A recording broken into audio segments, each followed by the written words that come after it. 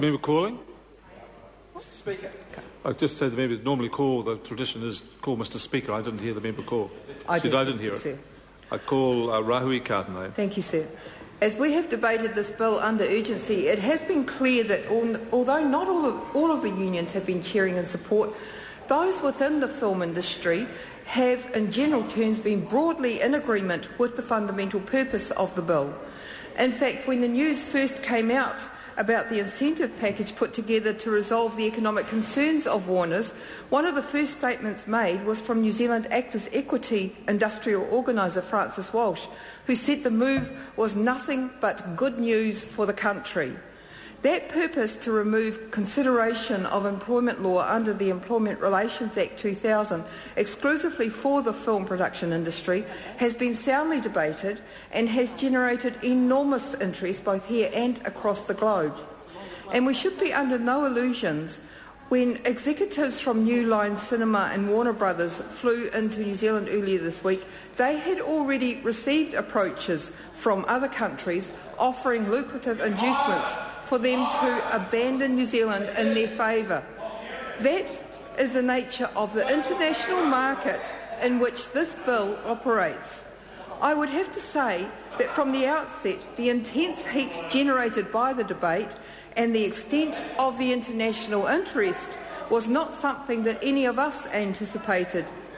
In the entertainment industry world, the New Zealand fight for The Hobbit even made headlines in the prestigious magazine Variety.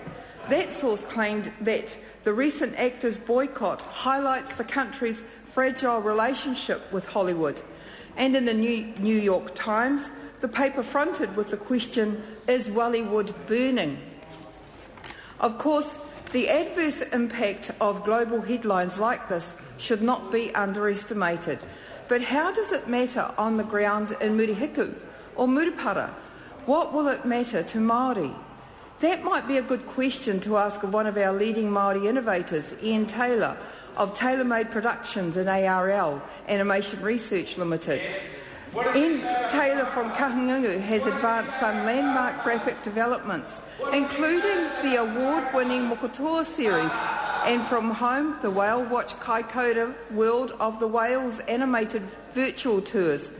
We have been thrilled by the influence of his company, Virtual Spectator, which brought the America's Cup into homes around the world by the use of real-time tracking of races and his skillful manipulation of the software.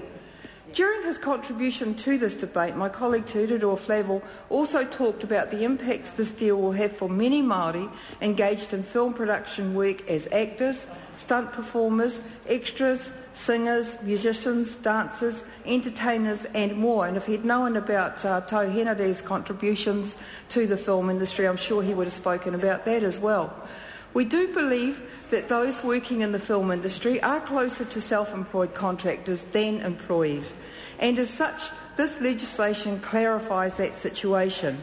We cannot deny that the multi-million-dollar package negotiated this week lays the foundation for creating thousands of jobs, as well as tourism opportunities and international exposure.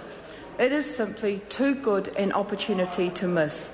New Zealand has secured one of the world premieres of the movies, and Sir Peter Jackson has agreed that part of the arrangement will ensure material promoting this country as a tourism destination be included in all DVDs and digital products for The Hobbit.